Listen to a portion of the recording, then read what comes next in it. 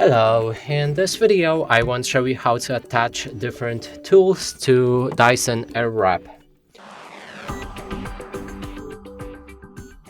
To do this, we'll need to take one of the tools, and then that's the side that we need to put it inside the hair dryer. And you can also see those gaps. There's 1, 2, 3, and one with the thing inside of it. And now we'll need to adjust them this way. It should go in like this. And now it's when it doesn't go off by simply pulling it, that means you've inserted it properly. And now if you also want to remove it, on the other side there's a lock, and to unlock it we'll need to pull it down and then simply remove it. And that's it for this video. Hope you like it. Please consider subscribing to our channel, leave a like and a comment below.